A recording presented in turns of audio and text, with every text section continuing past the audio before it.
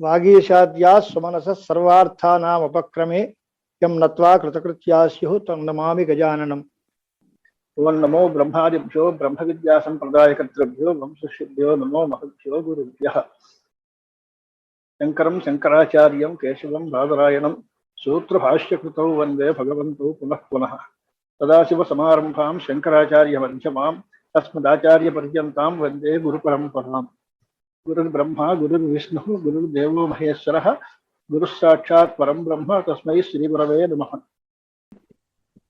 భద్రం కర్ణేభిర్యామదేవాః భద్రం పశ్యేమాక్షభిర్యజత్రాః స్థిరైరంగైః స్తుష్టువాగుంసస్తనూభిः యశేవ దేవగతిం దదాయుః.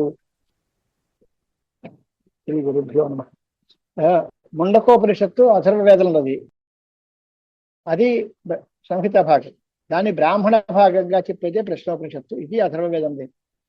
ఆ వెనక చెప్పిన దానికే కాస్త వివరణ దీనిలో కనిపిస్తూ ఉంటుంది. ఇది 6 ఖండలు, 6 ప్రశ్నలుగా ఉన్నాయి. 6 ప్రశ్నలు, 6 మహర్షులు పిప్పలాద మహర్షిని అడగడం, వారికి ఆయన సమాధానాలు చెప్పడం. ఇది గ్రంథం యొక్క స్వభావం.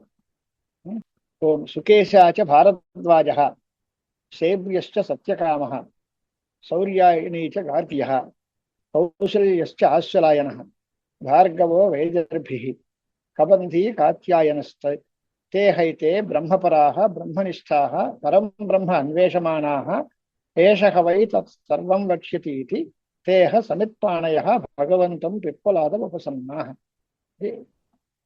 బ్రాహ్మణ వాక్యం కదా, ఛందస్సు ఏమక్కర్లేదు. మంత్రాలకైతే ఛందస్సు అది ఉంటుంది, వాక్య రూపంగా ఉంటుంది. వీళ్ళందరూ ఈ 6 కూడా సమిత్పాణులై భగవంతుడైన పిప్పలాద మహర్షిని సేవించారు, చేరారు అని. వీళ్ళు ఎవరెవరు అంటే వాళ్ళ పేర్లన్నీ రాస్తున్నారు. ఒకటి సుకేశాచ భారద్వాజ, వాడి పేరు సుకేశాహ అనేది వాడి పేరు. భరద్వాజ గోత్రాపత్యం, భరద్వాజస్య అపత్యం భారద్వాజ, ఆయన గోత్రం కూడా చెప్పారు. అలాగే శైవ్యశ్చ సత్యకామ, శిబేరపత్యం శైవ్య, ఆయన సత్యకాముడు పేరు. శిబే అపత్యం సత్యకామ. ఇవన్నీ భాష్యకారులు ఎదురు రాస్తారు. వ్యాఖ్యానంలో రాసేటప్పుడు ఆయన పేరేమిటి, ఆయన ఏ గోత్రం వాడు. శౌర్యాయణి దీర్ఘం ఉంది, శౌర్యాయణి అని అనాలి. సూర్యస్యాపత్యం శౌర్య, తస్యాపత్యం శౌర్యాయణి, దీర్ఘం ఛాందసం. శౌర్యాయణి గార్గ్య. అసలు కౌసల్య, కౌసల్య అనేవాడు పేరు ఆయన. ఆశ్వలాయన అంటే అశ్వలస్య అపత్యం ఆశ్వలాయన. భార్గవ అన్నప్పుడు భృగోహ గోత్రాపత్యం భార్గవ. వైదర్భి అంటే విదర్భ దేశంలో పుట్టినవాడు, విదర్భే భవ. కబంధ అనేవాడు పేరు. అలాగే కత్యస్య అపత్యం కాత్యాయన. కాత్య అనే ఉండాలి, కాత్యాయన అనేది యువ ప్రత్యయం. వ్యాకరణంలో అపత్యం పౌత్ర ప్రభృతి గోత్రం అని గోత్రాపత్యం. అదే కనుక పెద్దవాడు ప్రపితామహుడు బతికుంటే వాడు యువ సంజ్ఞను పొందుతాడు. జీవతిత్తు వంశ్యే యువ అని ఒక సూత్రం ఉంది. ప్రపితామహుడు బతికుండగా ఈయన మనవుడైతే వాడి యువాపత్యము అని పిలుస్తారు, గోత్రాపత్యం కాదు. అప్పుడు యువ ప్రత్యయం వస్తుంది. అంచేత కాత్యాయన అని ఫక్ ప్రత్యయం కూడా చేసి కాత్యాయన అని వాడారు. కతస్యాపత్యం కత్యస్యాపత్యం కాత్యాయన. విద్యమాన ప్రపితామహో యస్య సహ అనే అర్థం రాసి యువ ప్రత్యయం వాడారు అని భాష్యకారులు రాస్తారు. వీళ్ళందరూ కూడా విషయం ఏమిటి అంటే వాళ్ళు బ్రహ్మపరులు, బ్రహ్మనిష్ఠులుట. బ్రహ్మపరులు అంటే ఏంటి, బ్రహ్మనిష్ఠులు అంటే ఏంటి, ఇదంతా భాష్యంలో మనం చూద్దాం. ఇప్పుడు ప్రస్తుతంలో ముండకోపనిషత్ మంత్రానికి ఇది వ్యాఖ్యాన రూపమైన బ్రాహ్మణం ప్రశ్నోపనిషత్తు అన్నారు. ముండకోపనిషత్తుకి ఇది వ్యాఖ్యానము అని ఎలా తెలుస్తుంది మీకు అని అంటే, దానికి శంకరాచార్య స్వామి వారు రాసిన మాట ఏంటంటే, మంత్రోక్తస్యార్థస్య విస్తరానువాది ఇదం బ్రాహ్మణం ఆరభ్యతే. మంత్రంలో చెప్పినటువంటి అర్థాన్నే విస్తరంగా అనువాదం చేయడం కోసం ఈ బ్రాహ్మణం ఆరంభింపబడుతుంది. బ్రాహ్మణం ఏం లేదు కదా, 6 ఋషులు వచ్చారు, పిప్పలాదుని అడిగారు అని ప్రారంభిస్తున్నారు. ఈ ఋషి ప్రశ్న ప్రతివచనాఖ్యాయికాతు విద్యా స్తుతయే. ఆ విద్యని స్తోత్రం చేయడం కోసం ఇంతమంది మహానుభావులు, ఇంతమంది తపస్యాలు, అపరబ్రహ్మ యందు బాగా నిష్ట కలిగిన వారు, వీరందరూ కలిసి పిప్పలాదుడిని అడిగారు అంటే అది చాలా అమూల్యమైన విద్య. ఆ విద్య పిప్పలాదుడు చెప్పేటువంటి విద్య చాలా గొప్పది అని ఆ విద్యని స్తోత్రం చేయడం కోసం ఈ కథ ప్రారంభించారు. ఋషుల యొక్క ప్రశ్న ప్రతివచన ఆఖ్యాయిక అంటే ప్రశ్నోత్తరాలు, వీళ్ళు అడగడం ఆయన చెప్పడం అనేటువంటి ఈ కథాభాగం దేనికి అంటే విద్యాస్తుతయే, విద్య యొక్క స్తోత్రం కోసం చేస్తున్నాము. వాళ్ళు ఎలాంటి వాళ్ళట? ఏవం సంవత్సర బ్రహ్మచర్య సంవాసాది యుక్తై తపోయుక్తై గ్రాహ్య పిప్పలాదాదివత్ సర్వజ్ఞకల్పైరాచార్యై వక్తవ్యాచ నా సా ఏన కేనచిత్ విద్యాం స్తౌతి. ఈ విద్యను స్తోత్రం చేయడం అంటే ఏంటి స్తోత్రం చేశారు ఇప్పుడు ఇక్కడ? వీళ్ళు ఆయన అడిగారు అన్నారు అంతే.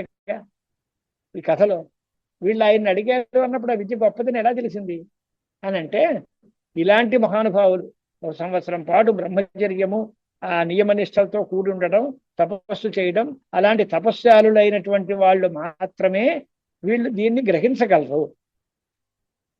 చెప్పేవాడు సర్వజ్ఞ కల్పుడైన విప్లవాదులు మొదలైన వాళ్ళు మాత్రమే చెప్పగలరు అనే అర్థం విద్యాస్తుతి దీనిలో తెలుస్తుంది. అంటే ఇప్పుడు చెప్పబోయే గ్రంథం అడిగేవాళ్ళు ఆ స్థాయిలో ఉండాలి, చెప్పేవాడు అంత సర్వజ్ఞుడు లాంటి వాడు అయి ఉండాలి. పిప్పలాది మహర్షి భగవంతుడు, ఆయన సర్వజ్ఞ కల్పుడు అంటే కొంచెం సర్వజ్ఞుడైన ఈశ్వరుడితో సమానమైనటువంటి స్థాయిలో ఉన్నాడు. ఈశ దశమాప్తవు కల్పం దేశ్య దేశీయరహ అని కల్ప ప్రత్యయం అంటే కొంచెం తక్కువతో సర్వజ్ఞుడు. సర్వజ్ఞ కల్పుడైన భగవంతుడు పిప్పలాద మహర్షిని వీరందరూ అడిగారు అంటే ఆయన మాత్రమే చెప్పగలిగినది, ఇలాంటి వాళ్ళందరూ గ్రహించదగినది అయినటువంటి ఈ విద్య ఉత్తమమైనది అనేటువంటి విద్యాస్తుతి దీనిలో తెలుస్తోంది. నా సా అంటే ఆ విద్య ఏనకేనచిత్ వక్తవ్యానం, వెనక్కి ఎవడో దారిపోయేవాడు చెప్పవలసిన విద్య కాదు ఇది. ఎవడు పడితే వాడు చెప్పవలసిన విద్య కాదు ఇది. అంతటి గొప్పవారే చెప్పాలి. తెలుసుకోవడం కూడా అంతటి యోగ్యులైన తపస్యాలకు మాత్రమే తెలుస్తుంది అనే ఉద్దేశం దానికి చెప్పడం కోసం విద్యను స్తోత్రం చేశారు. ఇక రెండో మాట ఏంటి అంటే బ్రహ్మచర్యాది సాధన సూచనాచ తత్కర్తవ్యత స్యాత్, అదొకటి ఉంది. అంటే కేవలం బ్రహ్మచర్యము తపస్సు అనేటువంటి సాధనములు కూడా వీళ్ళు అవసరము అనే విషయం కూడా కథలో తెలుస్తోంది. అక్కడ అడిగిన వాళ్ళందరూ ఇలాంటి తపోయుక్తులు, ఇలాంటి బ్రహ్మచర్యాది నియమాలు పాటించిన వాళ్ళు అడిగారు, వాళ్ళకే ఆయన చెప్పారు. కాబట్టి దీన్ని కావాలి చదువుకోవాలి అనుకునే వాళ్ళు లేదా దీన్ని తెలుసుకోవాలి అనుకునే వాళ్ళు ఇలాంటి బ్రహ్మచర్యాది సాధనాలని అనుసరించాలి అనేటువంటిది కూడా దీనిలో పురాకల్ప రూపంలో చెప్తున్నారు.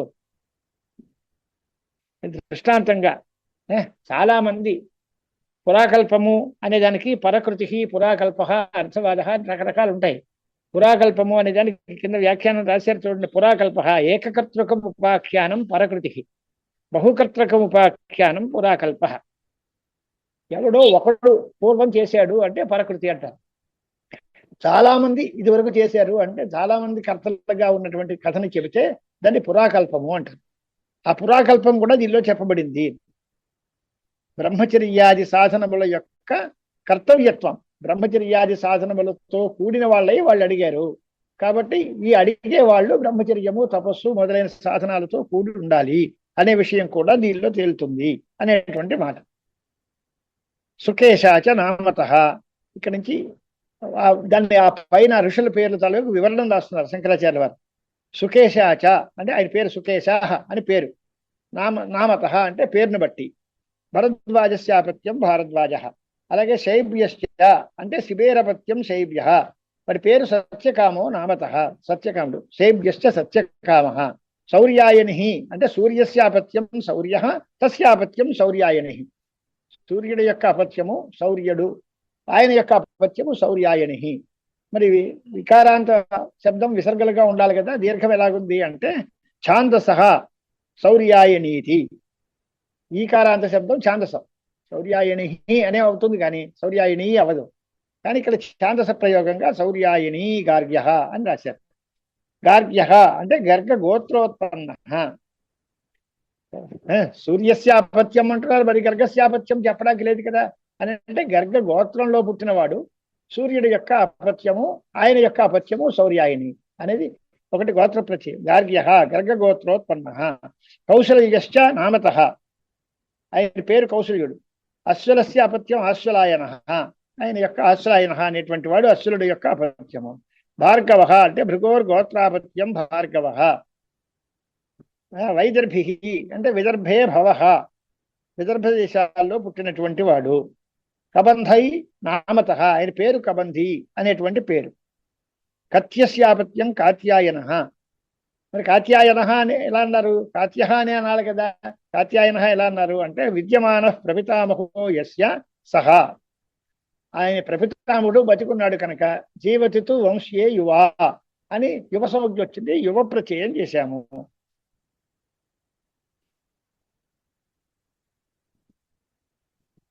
తర్వాత తేహ ఏతే, ఈ ఆరుగురు వీళ్ళందరూ కూడా బ్రహ్మపరాహ. అంటే ఈ బ్రహ్మ ఏది అంటే వీళ్ళు పరబ్రహ్మని తెలుసుకోవడానికి వచ్చారు. బ్రహ్మపరులు ఎలా అయిపోతారు అంటే ఇక్కడ బ్రహ్మ శబ్దానికి అపరబ్రహ్మ అర్థం. బ్రహ్మపరాహ అంటే అపరం బ్రహ్మ పరత్వేన గతాహ, అపరమైన బ్రహ్మను పరముగా భావించారు. గతాహ అంటే దాన్ని ఉపాసించారు అని అర్థం. అపరం బ్రహ్మ పరత్వేన గతాహ అంటే తదనుష్ఠాన నిష్ఠాశ్చ బ్రహ్మనిష్ఠా. ఒకటి అపరమైన బ్రహ్మనే బ్రహ్మగా భావించారు. పరం బ్రహ్మ కనుక అయినట్లయితే తర్వాత చెప్పే గ్రంథం కుదరదు.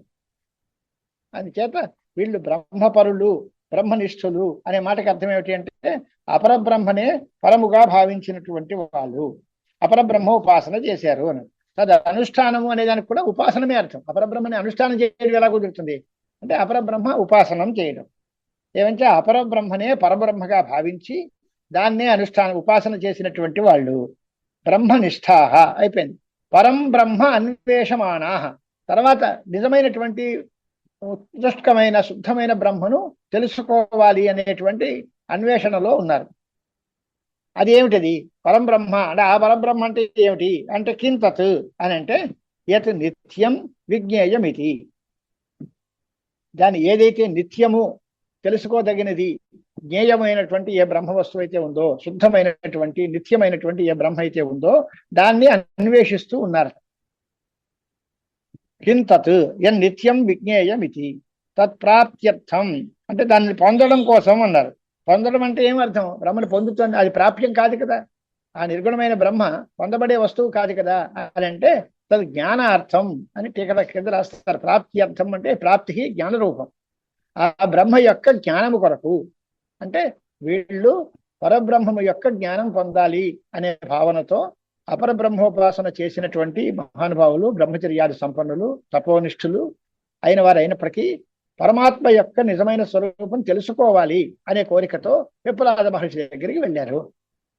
బ్రహ్మపరాహ, బ్రహ్మనిష్ఠాహ, పరం బ్రహ్మ అన్వేషమానాహ, ఈ మాటలన్నీ వారికి ఆ ఋషులకే విశేషణాలు.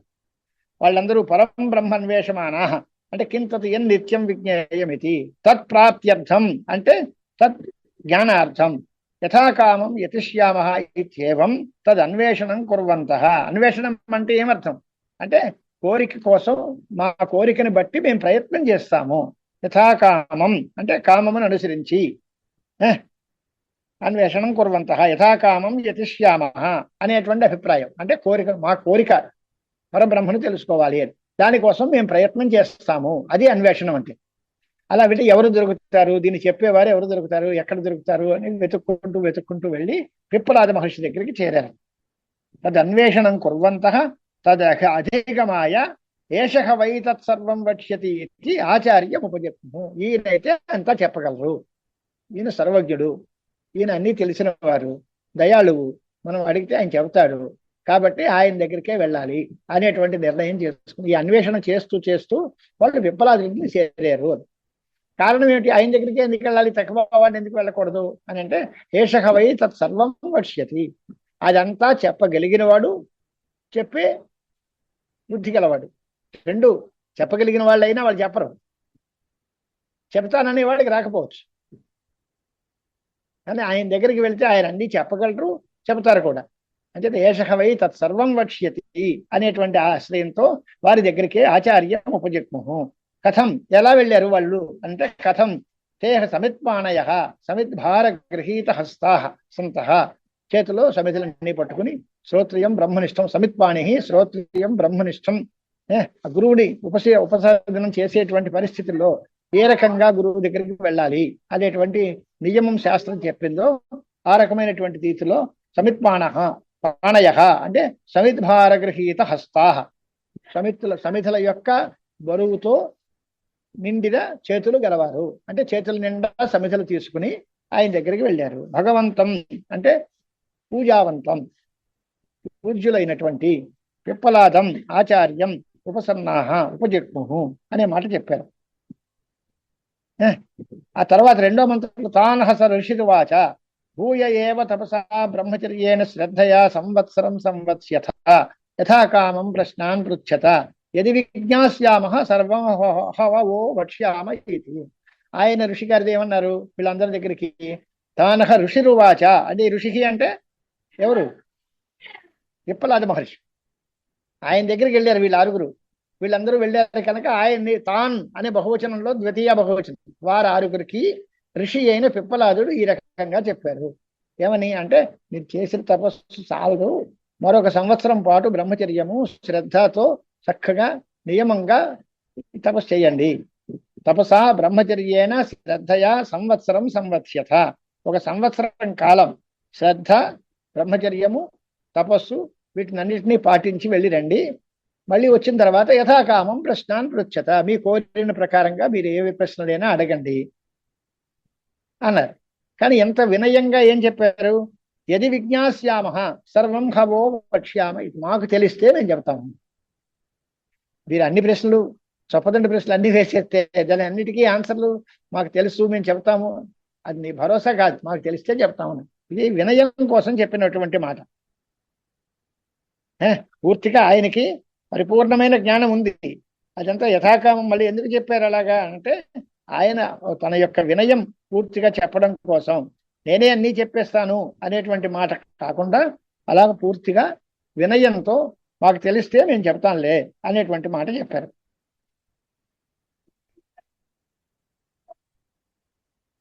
దానికి వ్యాఖ్యానం చూడండి. తాన్ ఏవ ఉపగతాన్ సకిల ఋషిరువాచ అంటే, ఈ రకమైన శ్రద్ధతో తపస్సుతో బ్రహ్మచర్యముతో సమిత్మానులై తనని సమీపించినటువంటి ఆ మహర్షుల ఆరుగురికి ఋషి గారు పిప్పలాద మహర్షి ఈ రకంగా చెప్పాడు. భూయ అంటే పునరేవ అన్నాడు. ఇది వరకు మీరు తపస్యాలే, అయినా సరే మళ్ళీ దీన్ని తెలుసుకోవడానికి ఇంకా విశేషమైన తపస్సు చేయాలి, మళ్ళీ తపస్సు చేయండి. పునరేవ యద్యపి యూయం పూర్వం తపస్విన ఏవ తథాపి విశేషతః బ్రహ్మచర్యేణ శ్రద్ధయా చ ఆస్తిక్య బుద్ధ్యా ఆదరవంతః సంవత్సరం కాలం సంవత్స్యథ అని. మీరు ఇదివరకే తపస్యాలు బాగానే ఉన్నారు, మంచివాళ్ళు, యోగ్యులు, అని బాగానే ఉంది. అయినప్పటికీ మరొక సంవత్సరం విశేషమైనటువంటి బ్రహ్మచర్య తపస్సు మొదలైన శ్రద్ధ మొదలైన వాళ్ళతో, శ్రద్ధ అనే దానికి ఆస్తిక్య బుద్ధ్యా అని రాశారు. ఆస్తిక్య బుద్ధి అనే దానికి అర్థం ఏమిటి అంటే, గురువు గారు మనకి తప్పనిసరిగా ఉపదేశం చేస్తారు, దాన్ని మనం స్వీకరిస్తాము అనేటువంటి భావంలో, గురు ఉపదేశ్యతి పరం బ్రహ్మ తదుపదేశేన పరపురుషార్థో లప్స్యతే ఇది నిశ్చయేన. ఇది ఆస్తిక్య బుద్ధి అంటే, మా గురువు గారు చెప్తారు, దానివల్ల మాకు సరి అయినటువంటి జ్ఞానం కలుగుతుంది అనే నిశ్చయంతో, శ్రద్ధతో, తపస్సుతో, బ్రహ్మచర్యంతో మరొక సంవత్సరం పాలు మీరు ఈ నియమాలు పరిపాలించండి, ఆ తర్వాత మీరు రండి అన్నారు. సంవత్సరం కాలం సంవత్స్యథ అంటే సమ్యక్ గురు శుశ్రూషాపరాసంతో వత్స్యథ, సంవత్స్యథ అని కదా ఉంది, చక్కగా ఉండండి అని. ఈ సం అనే దానికి అర్థం ఏమిటి అంటే, గురు శుశ్రూషతో ఈ సంవత్సరం పాలకాలు నివసించండి. అంటే ఈ ఏడాది పాటు మీరు తపస్సు బ్రహ్మచర్యము అనే నియమాలు పాటిస్తూ గురు శుశ్రూష చేస్తూ ఒక ఏడాది పాటు నిరీక్షించండి. ఆ తర్వాత తతః యథాకామం యస్య కామః తమ అనతిక్రమ్య యథాకామం, కామం అనతిక్రమ్య యథాకామం మన అవ్యయభావ సమాసం. కోరికలుని దాటకుండా అంటే ఎవరి కోరిక ఎలా ఉందో వారి కోరికలను అనుసరించి అని అర్థం. ఎవరి యొక్క కోరిక ఏ రకంగా ఉంటుందో ఆ కోరికను అనుసరించి వాళ్ళకి యద్విషయే యస్య జిజ్ఞాస, ఎవరికి ఏ విషయంలో కోరిక ఉంటుందో తద్విషయాన్ ప్రశ్నాన్ పృచ్ఛత, ఎవరెవరు ఏది కోరుతారో దాన్నంతటిని అడగండి. ఏది తత్ యుష్మత్ పృష్టం అంటే మీరు చేత అడగబడినటువంటి, మీరు అడిగినటువంటిది ఏది విజ్ఞాస్యామః మాకు తెలిస్తే చెప్తాము అన్నారు. ఈ మాట ఏంటండి, మాకు తెలిస్తే అని హంసపాద పెడితే, అయితే మీకు తెలియదండి అయితే వెళ్ళొస్తాం అనకూడదు పిల్లలు. ఆయనకి తెలియక కాదు చెప్పిన మాట. అనుద్ధతత్వ ప్రదర్శనార్థ యది శబ్ద నా అజ్ఞాన సంశయార్థ, ఆయనకి తెలియదు అనే సందేహం కాదు, ఆయన ఔద్ధత్యం గర్వం ఎందుకు, నాకు తెలిస్తే చెప్తాను లేవయ్యా అన్నంత మాత్రాన్ని మీకు తెలుసా తెలియదా అని సందేహంతో అయితే ఇంకో రోజు చూసుకుంటామండి అనే పరిస్థితి ఉంటే అప్పుడు శిష్యులు కాదు, ఆయన గురువు దగ్గరికి వెళ్ళక్కర్లేదు. అంచేత అది కేవలం అజ్ఞాన సంశయం కోసం కాదు, అనుద్ధతత్వం ప్రదర్శించడం కోసం చెప్పారు ఎది శబ్దము అనే మాట. ఎలా తెలుస్తుంది ఇది అని అంటే ప్రశ్న నిర్ణయాది అవసీయత, ఆ ప్రశ్నలకి నిర్ణయం చెప్తున్నారు ఆయన సమాధానం. అంటే ఇంతవరకు నాతో పరమస్తి, ఇంతకంటే వేరే ఇంకేం లేదు, అన్నిటికంటే ఫైనల్ ఆన్సర్ నేను చెప్పేశాను అని చివరిలో ఉపసంహారం చేస్తారు. ఈ ప్రశ్నలకి ఆయన చెప్పిన నిర్ణయాన్ని బట్టి ఆయన సర్వజ్ఞుడు, ఆయనకి తెలియంది లేదు, ఆయనకి ఎటువంటి సందేహము లేదు. కానీ మరి ఎందుకు విజ్ఞాస్యామహ యది అన్నాడు, ఎందుకన్నాడు అంటే ఏదో గర్వం లేకుండా వినయం కోసం ఆ మాట అన్నారు. కానీ గురుగారికి తెలియకుండా ఉంటుందా, ఆయనకి తెలియకుండా ఉండే ఏముంటుంది అనే విషయం ప్రశ్న యొక్క నిర్ణయాన్ని బట్టి మనకి తెలుస్తోంది అని. ఈ ప్రశ్నలకి ఆయన సమాధానం చెప్పిన తర్వాత ఆయన చివరిలో చెప్పినటువంటి మాటలను చూస్తే ఆయన సర్వజ్ఞుడు, అన్నీ తెలిసిన వారు అనే విషయం మనకు తెలుస్తుంది. సర్వం హవో వహ్ పృష్టం వక్ష్యామ ఇది. తర్వాత అది కూడా అన్నారు ఆయన, మీరు ఏదైతే వహ్ పృష్టం సర్వం, మీరు ఏదైతే అడుగుతారో దాన్ని మేము వక్ష్యామహ, మేము చెప్తాము అన్నారు. వక్ష్యామహ అని బహువచనం పూజ్యార్థం. ఆయన ఒక్కడే కదా, విమలాదుడు ఒకడే, కలిసి ఎంతమంది కలిసి చెప్తారు, ఎంతమంది ఉన్నారండి చెప్పేవాళ్ళు అంటే చెప్పేది ఆయన ఒక్కడే. కానీ పూజ్యేషు బహువచనం, దాన్ని మేము చెప్తాను లేవయ్యా, మీరు ఏది అడుగుతారో దాన్ని మేము చెప్తాము. కానీ దీనికి మీరు చేయాల్సిన పని ఏంటి అని అంటే మరొక సంవత్సరం పాటు తపస్సు, బ్రహ్మచర్యము, శ్రద్ధ మొదలైన వాటితో గురు శుశ్రూష చేస్తూ మరొక సంవత్సరం పాటు ఉండండి అని అర్థం. ఇది భూమిక. ఆ తర్వాత అథ కబంధో కాత్యాయన ఉపేత్య పప్రచ్చ, అక్కడి నుంచి ప్రశ్న. మొట్టమొదటి వాడు కబంధీ, కబంధో కాదు కబంధీ కాత్యాయన. ఒకవేళ విసర్గలే ఉంటే కబంధ అంటే కబంధ కాత్యాయన అవుతుంది, అది కాదు, కబంధీ అని పేరు. అథ కబంధీ కాత్యాయన ఉపేత్య పప్రచ్చ, ఆయన వచ్చాడు, ఆయన ప్రశ్నతో మొదట ప్రారంభం అవుతుంది. భగవన్ కుతోహవా ఇమా ప్రజా ప్రజాయంతే ఇది, అది ప్రారంభం. ఓ భగవంత గురుదేవ, ఈ ప్రజలందరూ ఎక్కడి నుంచి పుడుతున్నారు అనేటువంటి ఒక ప్రశ్న చేశారు. కుతోహవా అంటే ఎక్కడి నుంచి, ఇమా ప్రజా ప్రజాయంతే, ఈ ప్రజలందరూ ఎక్కడి నుంచి పుడుతున్నారు అనేటువంటి మాట. చూడండి, అసలు సంవత్సరాదూర్ధ్వం కబంధీ కాత్యాయన ఉపేత్య అంటే ఉపగమ్య పప్రచ్చ పృష్టవాన్. సంవత్సరం దాటిన తర్వాత ఆయన చెప్పిన ప్రకారం నియమపూర్వకంగా బ్రహ్మచర్యాదులతో గురు శుశ్రూషతో సంవత్సరము గడిపి అప్పుడు ఆయన వచ్చి అడిగాడు, హే భగవన్ కుతః అంటే కస్మాద్ధవా ఇమాహ బ్రాహ్మణాద్యా ప్రజా ప్రజాయంతే, ఈ బ్రాహ్మణుడు మొదలైనటువంటి సమస్త ప్రజలు ఎక్కడి నుంచి పుడుతున్నారు, ఈ సృష్టికి కారణం ఎవరు, ఎవరి నుంచి ఈ సృష్టి అంతా జరుగుతోంది అనే మాట అడిగారు. అంటే ఈ ప్రశ్న ఎందుకు అర్థం, అసలు ఈ ప్రశ్న ఎందుకు వచ్చింది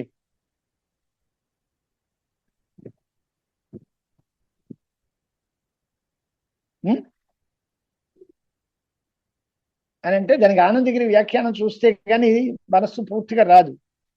ఒకసారి వ్యాఖ్యానంలోకి వెళ్దాం. ఇక్కడ ప్రశ్న చూడండి, పరం బ్రహ్మ అన్వేషమాణా ఇత్యుపక్రాంతే అస్మిన్ బ్రహ్మ ప్రకరణే. ఎక్కడుందో చూసారా, అపర విద్యేతి అని అవతారిక.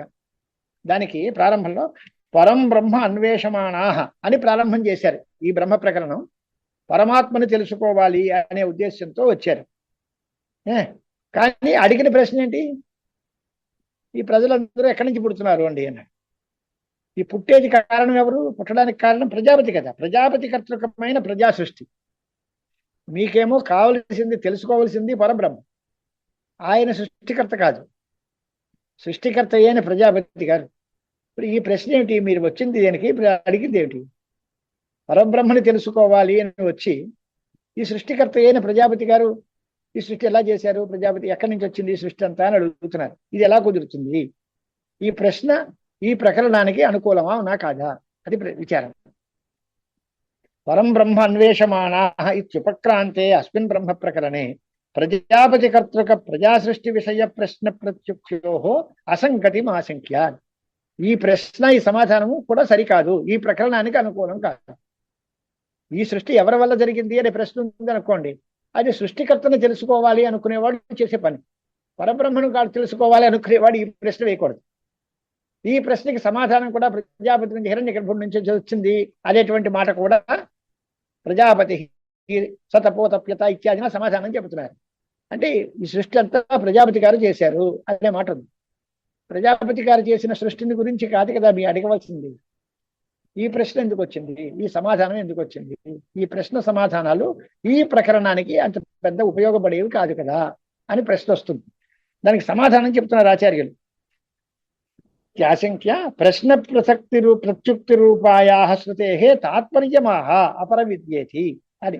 దానికోసం ఈ ప్రశ్నోత్తరముల యొక్క తాత్పర్యం ఏమిటి అనేది శంకరాచార్య స్వామి వారు సూక్ష్మంగా రాశారు. అపర విద్యాకర్మణో సముచితయో యత్కార్యం యాగతి తద్వక్తవ్యం ఇది తదర్థోయం ప్రశ్న. ఈ ప్రశ్న ఎందుకు చేశారు అంటే అపర విద్య కర్మ. అపర విద్య అంటే యజుర్వేదాదులు, ఋగ్వేదము, యజుర్వేదము, సామవేదము ఇవన్నీ కదా, అదంతా ఉంది కదా, అసర్వాంగిర సహా ఇవన్నీ. దానికి కర్మ. ఈ రెండు కలిసి కానీ లేదా విడివిడిగా కానీ వాటి యొక్క కార్యం ఏది, వాటి యొక్క గతి ఏది. అపర విద్య కర్మ కలిసి ఏ గతి ద్వారా ఏ ప్రయాణాన్ని ఏ ఫలాన్ని ఇస్తాయి అని. అదే మాకు తెలియలేదండి. సూత్రకారులు రాశారు, భాష్యకారులు ఒక లైన్లో అపర విద్యా కర్మణో సముచితయో యత్కార్యం. అపర విద్య ఒకటి, కర్మ ఒకటి, ఈ రెండు కలిసి ఏ పని చేస్తాయి, వాళ్ళ యొక్క ప్రయాణ మార్గం ఏది, దాన్ని తెలుసుకోవాలి అనే ఉద్దేశంతో ఈ ప్రశ్న వేశారు అని రాశారు. దాని వివరణ ఆనందగిరియాచార్యుల వారు రాస్తారు చూడండి. అపర విద్యేతి తేషామసౌ విరజో బ్రహ్మలోక ఇది సముచిత కార్యస్య బ్రహ్మలోకస్య అథ ఉత్తరేణే చ తద్గతేర్దేవయాన మార్గస్య చ ఇహ వక్ష్యమాణత్వాత్. అది రెండు. కార్యమేది, గతేది. అపర విద్యా కార్యం బ్రహ్మలోకం. తేషాం అసౌ విరజో బ్రహ్మలోక. దీనికి పాప సంపర్కం లేని బ్రహ్మలోకము కార్యము. అది సముచితమైనటువంటి అపర విద్యా కర్మల యొక్క సముచ్చయం. అంటే ఈ రెండు కలిసి చేస్తే వాటికి బ్రహ్మలోక ప్రాప్తి కలుగుతుంది అని. బ్రహ్మలోకము అనేటువంటిది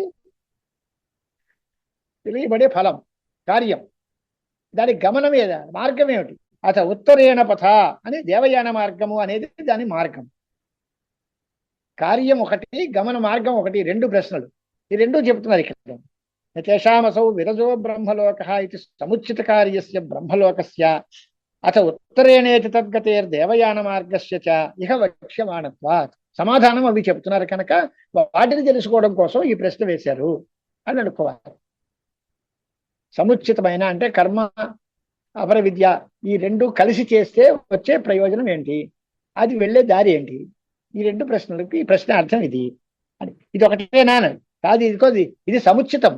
అలా కాకుండా కేవలం కర్మలు చేసేటువంటి వాళ్ళే ఉంటారు కొంతమంది. కేవల కర్మణ అదేమిటి అంటే అది కూడా కేవల కర్మణాంచ ఇత్యపి ద్రష్టవ్యం. కేవల కర్మలకి కార్యమేది, దానికి గమనం గతి ఏంటి. ఇక్కడంతా కర్మకాండలో బాగా నిష్ణాతులై ఉంటారు, కర్మ చేస్తారు, జ్ఞానంతో సంబంధం లేదు. దీంతో కలిసి కానీ లేక విడిగా కానీ జ్ఞానంతో సంబంధం లేకుండా కేవలం కర్మాచరణం చేసిన వాళ్ళు ఉంటారు. వాళ్ళు ఎక్కడికి వెళ్తారు, వాళ్ళకి ఏం జరుగుతుంది, వాళ్ళ కార్యం ఏది, వాళ్ళ మార్గం ఏది అని ప్రశ్న. కర్మకార్యస్యాపి చంద్రలోకస్య తద్గతే పితృయానస్య చ. రెండు. దీనికి కర్మలకి కార్యమైనది పితృలోకము, గతి పితృయానము. చంద్రలోకాన్ని వెళ్తారు, పితృయాన మార్గంలో వెళ్తారు. అంటే పైది దేవయాన మార్గంలో వెళ్తారు బ్రహ్మలోకానికి. వాళ్ళు కర్మ సముచితమైన అపర విద్య ఉంటే వాళ్ళు బ్రహ్మలోకానికి వెళతారు, దేవయాన మార్గంలో ప్రయాణం చేస్తారు. ఇది రెండోది. చంద్రలోక ప్రాప్తి కలుగుతుంది, పితృయాన మార్గంతో వెళ్తారు. ఇవన్నీ ఎక్కడ చెప్పారు అని అంటే బయట వస్తాయి. తేషామే వైశ్లో బ్రహ్మలోక అని మొదటిది. ప్రజాకామాః దక్షిణం ప్రతిపద్యంతే ఇది చ వక్ష్యమాణత్వాత్ అని ఇది అన్నారు. ఇదంతా ఎందుకు వచ్చింది అని అంటే ఇప్పటికి మాత్రం మా ప్రశ్నకి సమాధానం వచ్చిందా? వీళ్ళు వచ్చింది దేనికోసం? పరబ్రహ్మని తెలుసుకోవడం కోసం వచ్చారు. ఈ ప్రశ్న ఎందుకు చేశారు? ఈ ప్రశ్న ఈ ప్రకరణానికి అనుకూలం కాదు కదా అని కదా అడిగాం. అంటే వాళ్ళు ఏది కర్మ సముచితమైన కార్యం, ఉపాసక అపర విద్యా సముచితమైన కర్మ చేసే వాళ్ళకి కార్యం ఏది, గతి ఏది, లేదా కేవల కర్మలు చేసే వాళ్ళకి కార్యం ఏది, గతి ఏది అని తెలుసుకోవడానికి ఈ ప్రశ్న. ఈ ప్రశ్న ఎందుకయ్యా? మాకు పరబ్రహ్మం తెలుసుకోవాలి కదా మేము వచ్చాం, ఈ ప్రశ్న మాత్రం మాకెందుకు అనే మాటే వస్తుంది కదా. ఇప్పటికీ ఆ ప్రశ్నకి సమాధానం రాలే. అంటే దానికి వివరణ మళ్ళీ రాస్తున్నారు ఆయన. యద్యపి ఇదమపి పరబ్రహ్మ జిజ్ఞాస అవసరే అసంగతమేవా, ఇది కూడా పరబ్రహ్మని తెలుసుకోవాలి అనే ప్రకరణంలో ఈ ప్రశ్నోత్తరాలు ఈ రకమైన వివరణ కూడా పనికిరాదు, ఇది సంగతం కాదు. కానీ తథాపి కేవల కర్మకార్యాత్ సముచిత కర్మకార్యాచ్చ విరక్తస్యైవ తత్ర అధికార, అది ప్రధానమైన యుక్తి. కేవలం కర్మలు చేసుకుని దానివల్ల మాకు ఫలం వస్తుంది అన్నవాడు కానీ, లేదా అపర విద్యా సముచితమైన కర్మలు చేసేటువంటి వాడు కానీ ఈ పరబ్రహ్మ జ్ఞానమందు అధికారం లేదు. అవి రెండిటి ఎందు వైరాగ్యం ఉండి పూర్తిగా విరక్తుడైతే, ఇహాపుత్ర ఫలభోగం గెలవాడైతే అప్పుడు మా దగ్గరికి రావాలి, పరబ్రహ్మను తెలుసుకోవాలి అని వైరాగ్య ప్రతిపాదన కోసం ఈ మాటలు చెప్పారు. కేవలం కర్మకాండ ఆచరణ చేశారు, కర్మకార్యమైన చంద్రలోకం వస్తుంది. కాదు, కర్మ సముచితమైన అపర విద్యా జ్ఞానం ఉంది, అది అప్పుడు వాళ్ళకి బ్రహ్మలోకం వస్తుంది. వాళ్ళందరూ ఆ పక్షంలోనే ఉంటారు తప్ప మా దగ్గరికి కాదు. వాటన్నిటి యందు వైరాగ్యం ఉంటేనే మా దగ్గరికి రావాలి అని మాట. కేవల కర్మకార్యము చేత గాని, కర్మకార్యము నుండి గాని, సముచిత కర్మకార్యమైనటువంటి బ్రహ్మలోకం నుండి గాని విరక్తులైన వాళ్ళకి మాత్రమే పరబ్రహ్మ విద్య యందు అధికారము. అంటే మీరు పరంబ్రహ్మ అన్వేషమానా అన్నప్పుడు చెప్పిన తర్వాత ఇవి ఈ రెండింటిలో ఎక్కడైనా చేరిపోతారా మీరు? అలాంటప్పుడు మీకు ఈ బ్రహ్మ విద్య యందు అధికారం లేదు. ఇవన్నీ మాకు అక్కర్లేదు అని అనుకుంటే, వీటి యందు విరక్తులైతే అప్పుడు మీకు యోగ్యత ఉంది, మీకు మేము చెప్తాము అనే అభిప్రాయంతో ఇవి ప్రారంభించి చెప్పారు. విరక్తస్యైవ తత్ర అధికార ఇది తతో వైరాగ్యార్థం ఇదముచ్యతే. అని అంటే అది కాదండి, ప్రజాపతి గారి ముఖం నుండి ప్రజల సృష్టి కలిగింది అని కదా ఉంది. యద్యపి ముఖతః సృష్టి ప్రతీయతే తథాపి తదుక్తౌ ప్రయోజనాభావాత్ సృష్టియుక్తి వ్యాజ్యేన అపర విద్యా ఫలమేవ అత్రోచ్యతే ఇది భావః. ప్రశ్న ప్రతివచనాల్లో సృష్టి ఎక్కడి నుంచి జరిగింది అని, ఎక్కడి నుంచి, కుతః అని కదా ప్రశ్న. ఎక్కడి నుంచి జరిగింది, ఎక్కడి నుంచి జరిగింది? నోట్లో జరిగిందండి, ఆన్సర్ అయిపోయింది కదా. ముఖం నుండి జరిగింది సృష్టి. బ్రాహ్మణాద్యా ప్రజాహని కదా ఉంది, ముఖం నుండి బ్రాహ్మణుడు పుట్టాడు, ఆన్సర్ అయిపోయింది కదా. అది చెప్తే ఏం లాభం? ఇక్కడ ప్రయోజనమే లేదు. యద్యపి ముఖతః సృష్టి జరిగింది రైటే, కానీ అది చెప్తే ఏ రకమైన ప్రయోజనము లేదు కనుక సృష్టి అనేది డమ్మి. సృష్టి యుక్తి వ్యాజేన, కేవలం అది మిష, అది మాత్రం కాదు చెప్పడం. అపర విద్యా ఫలం ఏమిటి అది చెప్పడమే ఉద్దేశం. తర్వాత పర విద్య చెబితే పరబ్రహ్మ జ్ఞానం కలుగుతుంది. ఈ అపర విద్యా ఫలమందు విరక్తి కలిగితే అప్పుడు పర విద్య యందు అధికారం వస్తుంది. అంచేత పరబ్రహ్మను తెలుసుకోవాలి అని మీరు వచ్చిన తర్వాత మీ ప్రశ్నకి అభిప్రాయం ఏమిటి అంటే, అపర విద్య యందు వైరాగ్యం ఉన్న వాళ్ళకే దీనిలో యోగ్యత ఉంటుంది అని చెప్పడం కోసం ఈ గ్రంథం ఈ రకంగా నడుపుతున్నారు అని ఆనందగిరి ఆచార్యులు వారు భాష్యకారుల హృదయం తెలిసిన వారు కనుక ఆ మాటకి అర్థం ఇది రాశారు. ఇప్పుడు ఈ రెండు వ్యాఖ్యానాలు చూడకుండా ఈ ప్రశ్న మనం చెప్పామనుకోండి, ఎక్కడి నుంచి పుట్టింది అంటే ముఖంలోంచి పుట్టింది అంటే అయిపోయింది ఆన్సర్.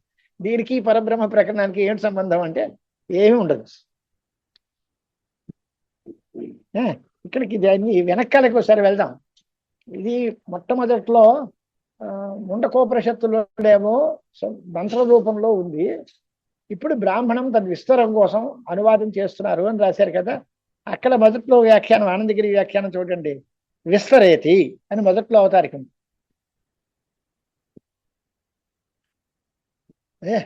మంత్రంలో మంత్రేహి ద్వే విద్యే వేదితవ్యే పరాచైవ అపరాచ అని ప్రారంభం చేశారు.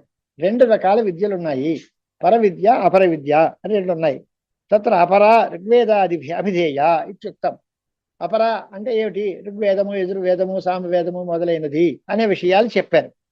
తర్వాత సాచ విద్య కర్మరూప ఉపాసన రూపాచ.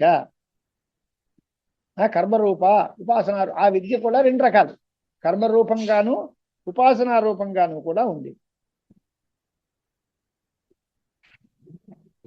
అర్థమైంది? అపర విద్య కర్మరూపంగాను ఉపాసనా రూపంగాను కూడా ఉంది. దాన్ని తత్ర ద్వితీయ అంటే ఉపాసనా రూపమైన రెండోది ద్వితీయ తృతీయ ప్రశ్నాభ్యాం వివ్రీయతే. అంటే ఉపాసనా రూపమైన అపర విద్య అది 2, 3 ప్రశ్నల్లో వివరిస్తాము అన్నారు. అంటే జరగబోయే గ్రంథాన్ని ముందు సమప్ చేస్తున్నారు. మరి కర్మరూపమైనది ఆద్య కర్మకాండే వివృత ఇదివరకే చెప్పేశాము, కర్మకాండలోనే చెప్పేశాం కనుక నేహ వివ్రియతే, ఇప్పుడు ఏం చెప్పట్లేదు. ఈ రెండు ఏమిటి అంటే ఉభయో ఫలంతో తతో వైరాగ్యార్థం ప్రథమ ప్రశ్నే స్పష్టీక్రియతే. మొదటి ప్రశ్నలో ఈ కర్మరూపమైన ఉపాసనా రూపమైన ఆ రెండిటి యందు కూడా వైరాగ్యం కలగడం కోసం అది మొదటి ప్రశ్నలో చెప్తున్నాము అన్నారు. ఇక పరవిద్యాచ, ఇది అపరవిద్య గురించి చెప్పారు ప్రస్తావన. ఇక పరవిద్య అనే మాట అథపర ఏయాతదక్షరమధిగమ్యతే ఇత్యుపక్రమ్య కృష్ణేన ముండకేన ప్రతిపాదిత. ఆ ప్రశ్న సంహితలోనే చెప్పేశారు. ముండకోపనిషత్తులోనే అథపర ఏయాతదక్షరం అధిగమ్యతే అని ప్రారంభించి ఆ పరవిద్యా స్వరూపం అంతా అక్కడే చెప్పారు. తత్రాపి అక్కడ కూడా యథాసుదీప్తాత్ ఇది ఇత్యాది మంత్రద్వయోక్తస్య అర్థస్య విస్తరార్థం చతుర్థ ప్రశ్న. యథా సుదీప్తాత్ విస్ఫులింగా సుదీప్తాత్ పావకాత్ విస్ఫులింగా అని బాగా ప్రజ్వరిల్లినట్టు అగ్నిలోంచి నిప్పురవ్వలు వచ్చినట్టుగా అది ఒక మంత్రం ఉంది కదా, ఆ మంత్రం యొక్క అర్థాన్ని వివరించడం కోసం 4వ ప్రశ్న చెప్తాము అని.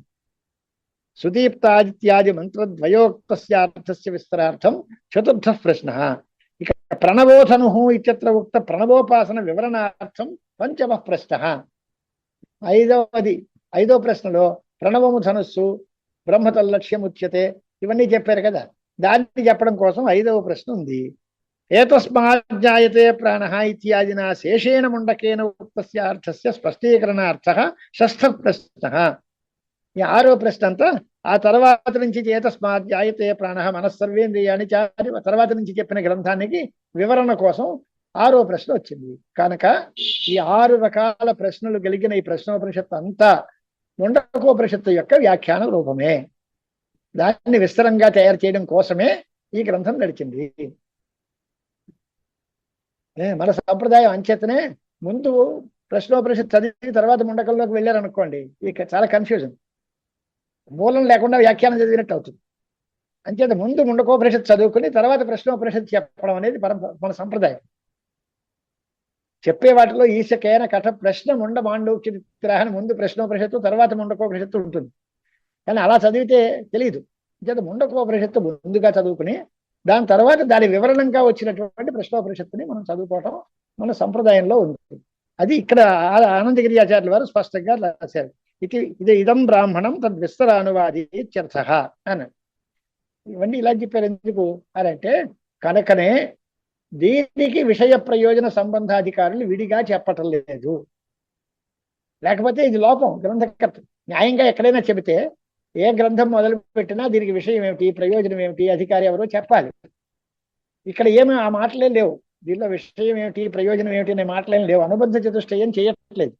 ఎందుకు చేయట్లేదు అంటే ఇది దాని విస్తరం కోసం వచ్చిందే కనుక దానికి ఏ విషయ ప్రయోజనాలన్నీ ఉన్నాయో దీనికి కూడా అవే విషయం ప్రయోజనం కనుక వేరే చెప్పాల్సిన పని లేదు అనే అభిప్రాయంతో ప్రశ్నోపనిషత్తులో అనుబంధ చతుష్టయ నిరూపణం లేదు. అది రాశారు. అతయేవ విషయ ప్రయోజనాధికం తత్రైవోక్తమితి నేహ పునరుచ్యత ఇది బోధ్యం.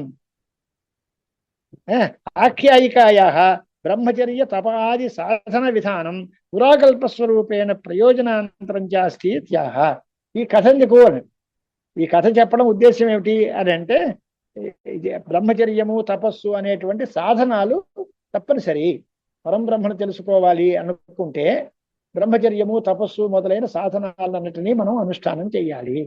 అప్పుడు అడిగిన వాళ్ళకి అవన్నీ చెప్పి ఓ ఏడాది పాటు మళ్ళీ బాగా సాధన చేసి రండి అని ఆయన చెప్పారు కనుక ఇవి సాధనములతో సాధ్యమైనది. ఇవన్నీ సాధనాలు ఉంటేనే బ్రహ్మజ్ఞానం కలుగుతుంది, లేకపోతే కలగదు అనే ఉద్దేశంతో ఈ సాధన విధానం చేస్తాము. పురాకల్ప రూపేణ ప్రయోజనాంతరం చాస్తి.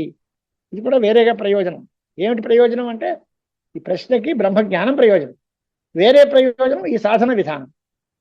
బ్రహ్మచర్యము తపస్సు మొదలైన సాధనాలు కూడా కావాలి అనే విషయం వేరే ప్రయోజనం. కాబట్టి పూర్తిగా ఇవి ప్రకరణం అంతా కూడా ప్రశ్నోత్తరాలన్నీ వీటి ఎందు అపర విద్యా సముచిత కర్మ ఎందు కానీ లేదా కేవల కర్మ ఎందు కానీ వాటి ఎందు వైరాగ్యం ఉండి బ్రహ్మచర్యము తపస్సు మొదలైనటువంటి సాధనాలన్నీ ఉన్నవాళ్ళు చక్కగా ఇక్కడికి వచ్చి అడిగితే వాళ్ళకి మేము ఈ ప్రశ్నకు సమాధానాలు చెప్తాము అనేది వీటికంతా తయారు చేశారనమాట. తత్సర్వం హవో వాస్పష్టం వక్ష్యామ ఇది అని 2 మంత్రాలు అయిపోయింది. అథ సంవత్సరాదూర్ధ్వం కబంధీకాత్యాయన ఉపేత్య ఉపగమ్య ప్రత్యాపృష్టవాన్. ఇది మనం చదువుకున్నాం కదా. ఇది దీనిలో అపర విద్యాకర్మణో సముచితయో యత్ కార్యం యా గతి తద్వక్తవ్యమితి తదర్థోయం ప్రశ్న. తస్మై ఏవం పృష్టవతే సహోవాచ. ఈ రకంగా అడిగినటువంటి ఆ కబంధికి ఆచార్యులైన పిప్పలాద మహర్షి ఈ రకంగా సమాధానం చెప్పారు.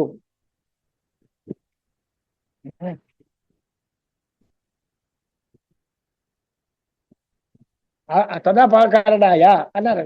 తదపాకరణాయ అనే మాట ఉంది కదా. తదపాకరణాయ, అపాకరణం అంటే తొలగించడం. ఏమిటి, దేన్ని తొలగిస్తారు?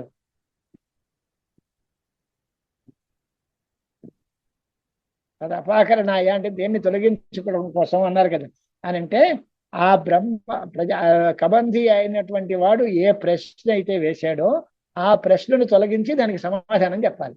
ఆయన సందేహాన్ని తొలగించి ఆయన ప్రశ్నకి సమాధానంగా ఆచార్యులు ఈ రకంగా చెప్తున్నారు అనేది ఇక్కడి నుంచి సమాధాన గ్రంథం. తస్మై ఏవం పృష్టవతే సహోవాచ. తదపాకరణాయ ప్రజాకామ ప్రజా ఆత్మన శిశువై ప్రజాపతి సర్వాత్మా సన్ జగత్ రక్ష్యామీత్యేవం విజ్ఞానవాన్ యథోక్తకారీ తద్భావ భావిత కల్పాదౌ నిర్వృత్త హిరణ్యగర్భ సృజ్యమానానాం ప్రజానానాం స్థావరజంగమానాం పతిస్సన్ జన్మాంతర భావితం జ్ఞానం శృతి ప్రకాశితార్థ విషయం తపః అన్వాలోచయత్ అతప్యత అని రాశారు. దీనిలో మాట ప్రజాకాముడైన అన్నాడు. ప్రజాకామ అనే దానికి వివరణం. ప్రజా ఆత్మన శిశురుక్షురువై ప్రజాపతి. ప్రజాపతి గారు ఆయన తనకి యొక్క ప్రజలని సృష్టి చెయ్యాలి అనే సంకల్పంలో ఉన్నాడు. శిశురుక్షు అంటే స్రష్టుమిచ్చు, సృష్టి చెయ్యాలి అనే కోరికతో ఉన్నాడు. ఆయనప్పుడు సర్వాత్మకుడైన సర్వాత్మకుడైనటువంటి వాడు జగత్ రక్ష్యామి అనేటువంటి విజ్ఞానం గలవాడు. నేను సర్వాత్మకుణ్ణి అనేటువంటి ఆ ప్రజాభావం కలిగిన వాడు. అంటే యథోక్తకారి అనేటువంటి మాట ఉంది కదా. జగత్ రక్ష్యామి ఏవం విజ్ఞానవాన్, ఈ రకమైన జ్ఞానం ఉంది. యథోక్తకారి అనే దానికి వ్యాఖ్యానం జ్ఞాన కర్మ సముచ్చయకారి ఇత్యర్థ అని రాస్తారు ఆనందగిరి. జ్ఞానముతో కర్మ, అపర విద్య ఒకటి, కర్మ, ఈ రెండింటినీ సముచ్చయంగా రెండు కలిపి చేసుకున్నాడు. చేసుకున్న తర్వాత తద్భావ భావిత, దానివల్ల వచ్చేటువంటి ఆలోచనతో కూడినవాడు. ఏమని అనంటే ప్రజాపతి రహం సర్వాత్మేతి ఉపాసనకాలీన ప్రజాపతి భావనాయుక్త. ఆయన నేనే ప్రజాపతిని, నేను సర్వాత్మకుణ్ణి అనే ఈ ఉపాసన చేయడం వల్ల నేను ప్రజాపతిని అనేటువంటి ఆలోచనతో ఉన్నాడు. అంటే అపరవిద్య దాని యొక్క ఉపాసన ఈ రెండు చేయడం వల్ల ఆయనకి మనస్సులో ఒక భావన వచ్చింది, నేను ప్రజాపతిని, అన్ని తయారు చేయగలను, సర్వ సృష్టికి సమర్థుణ్ణి అనేటువంటి ఒక భావన ఉంది. అలా ఉన్నప్పుడు తద్భావ భావిత, పూర్వకల్పీయ తద్భావ భావిత అంటే ఏతత్కల్పాదౌ హిరణ్యగర్భాత్మన నిర్వృత్త ప్రజాపతి సన్ అన్నాడు. అంటే ఇప్పుడు ప్రజాపతి ఎలా అయ్యాడు? ఇంతవరకు సృష్టి లేదు కదా, సృష్టి ఇంకా చేయలేదుగా. చేయకుండా ఉన్నప్పుడు ఈయన ప్రజలను నేను తయారు చేస్తాను, ఈ మాటలన్నీ ఎక్కడ వస్తాయి అంటే పూర్వకల్పంలో ఉండేటువంటి ఏ తద్భావం అయితే ఉందో అది ఈ కల్పము యొక్క ఆదిలో హిరణ్య గర్భాత్మన వచ్చి నేను ఇదివరకు నేను అలా చేశాను, ఇప్పుడు కూడా నేను ఈ సృష్టి చేస్తాను అనేటువంటి భావనతో కూడున్నాడు. పూర్వకల్పయ్య తద్భావ భావిత, గతకల్పంలో జరిగినటువంటి ఆ ఆలోచన, ఆ భావన, దానితో కూడిన వాడై ఏతత్కల్ప ఆదౌ, ఈ కల్పము యొక్క మొదట్లో హిరణ్య గర్భుడు అనే పేరుతో నిర్వృత్త అంటే తయారైనటువంటి ఆ ప్రజాపతి గారు పశ్చాత్ ప్రజాకామస్సన్ తపః జన్మాంతర భావితం జ్ఞానం శృతి ప్రకాశితార్థ విజ్ఞాన విషయకం అవాలోచితవాన్. తర్వాత అంటే మొదట ఒక సన్ అనేది ఉంది, ఆద్య సన్ అనే ఒకటి, రెండో సన్ అని ఒకటి, రెండు చోట్లలో ఉన్నాయి రెండు సన్నులు. ఇక్కడ మొదట్లోనేమో చూడండి, ప్రజాకామ ప్రజా ఆత్మ శిశువై ప్రజాపతి సర్వాత్మా సన్ అని ఒక సన్ ఉంది. ఆ తర్వాత మళ్ళీ స్థావర జంగమానాం పతి సన్ అని ఇంకో చోట సన్ ఉంది. దీనికి అర్థం ఏమిటి అని అంటే రెండు ఉన్నాయి. ఆయన మొదట్లో ఇది వరకు పూర్వకల్పంలో నేను అన్నీ చేశాను అనే ఆ తద్భావంతో కూడిన వాడై ఈ కల్పంలో ఆయన హిరణ్య గర్భుడుగా తయారయ్యి ఈ తర్వాత మళ్ళీ జన్మాంతర భావితమైన జ్ఞానము సంపాదించుకోవడం వల్ల ఆలోచించి చింతాదిన ఆ జ్ఞానం ఉత్పాదితవాన్, జ్ఞానాన్ని పొందాడు. సోతప్యత, అది ఈ రకమైన జ్ఞానాన్ని పొందాడు. ఇప్పుడు మూలం చూడండి.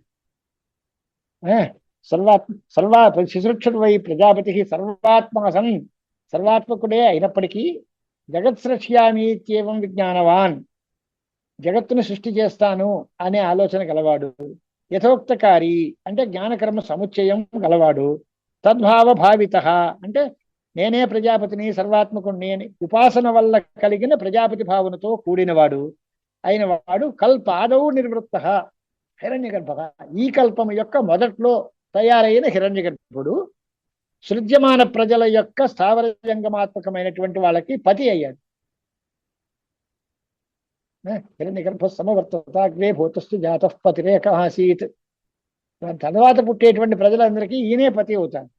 అంటే జన్మాంతర భావితమైన జ్ఞానం ఉంది, ఆ శృతి ప్రకాశితమైన అర్థము యొక్క జ్ఞానం, అది జన్మాంతర సంచితమైనటువంటి జ్ఞానం ఏదైతే ఉందో అది వేదం యొక్క ప్రకాశితమైన, వేదం చేత చెప్పబడేటువంటి అర్థాలన్నిటి యొక్క జ్ఞానము ఉంది. ఆ ఉన్నవాడైనటువంటి ఆ తపస్సహ తపహ అన్వాలోచయత్ అంటే అతప్యత, తపస్సు చేశాడు, ఆలోచించాడు అని. అతతు సహ ఏవం తపస్తత్వ, ఈ రకమైన తపస్సును ఆచరించి శ్రౌతం జ్ఞానం అన్వాలోచ్య, శృతి సమ్మతమైన వేదము యొక్క అర్థాన్ని అంతటినీ కూడా పరిశీలించుకుని సృష్టి సాధన భూతం మిథునం ఉత్పాద్యతే, సృష్టికి సాధనమైనది ఒక జంటని తయారు చేసి ఉత్పాదయతే అనే దానికి ఉత్పాదితవాన్ అని అర్థం రాసేస్తారు. ఆ లట్ అనేది వివక్షితం కాదు, సృష్టికి కారణమైన మొదటి జంటను సృష్టి చేసను. సృష్టి సాధన భూతం మిథునం ఉత్పాదయతే అంటే మిథునం అనే దానికి ద్వంద్వం అని అర్థం. ఉత్పాదయతే అంటే ఉత్పాదితవాన్, ఉత్పత్తి చేశాడు, పుట్టించాడు అని అర్థం. ఆ మొదటి ద్వంద్వం ఏది అని అంటే రయించ అన్నంచ.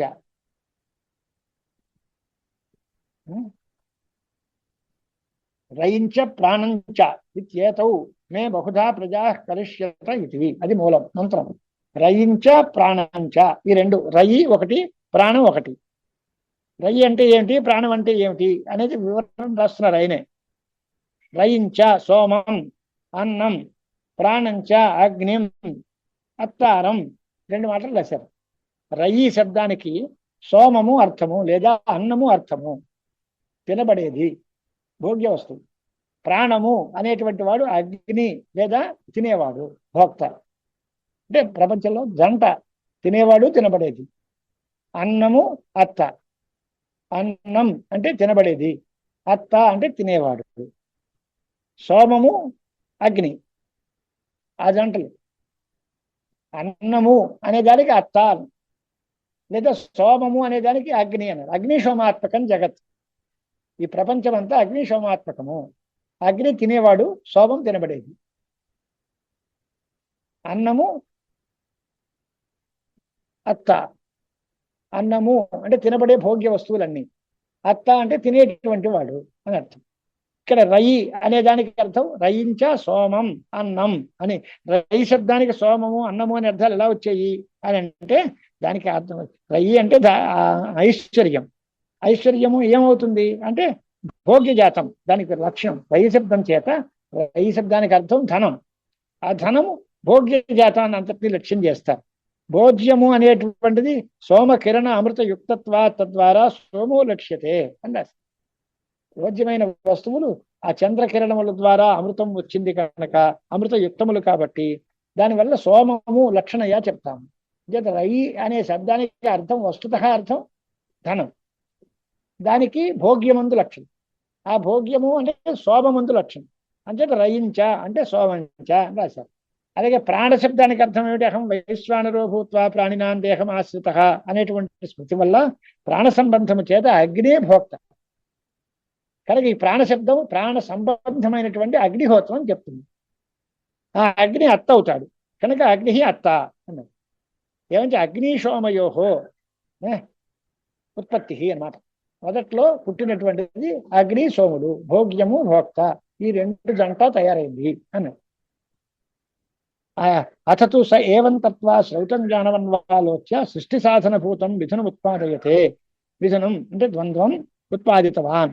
రయించ అంటే సోమం, అన్నం, ఇవన్నీ పర్యాయ పదాలు. రయి, సోమము, అన్నము పర్యాయ పదాలు. ప్రాణంచ అగ్ని అత్తారం, ఈ మూడు పర్యాయ పదాలు. ప్రాణశబ్దానికి అగ్ని ఎందు లక్షణ, అగ్ని అంటే అత్త. ఏతౌ అంటే అగ్ని సోమౌ, అత్ర అన్నభూతౌ. ఒకటి అగ్ని అత్త, సోమ అన్నం, అగ్ని సోముడు ఇద్దరు, అత్రు అన్నభూతవు తినేవాడు తినబడేది. ఇవి మే మమ బహుధా అనేకథా ప్రజా కరిష్యత ఇత్యేవం సంచింత్య అండోత్పత్తి క్రమేణ సూర్యాచంద్రమసౌ అకల్పయత్. ఇందాక అగ్నిశోములు అన్నారు, ఇప్పుడు సూర్యాచంద్రమసలు అన్నారు. ఇక్కడ ఈ సూర్యుడు ఎక్కడ వచ్చాడు? ఈ అగ్నిపోయి సూర్యుడు ఎందుకు వచ్చాడు?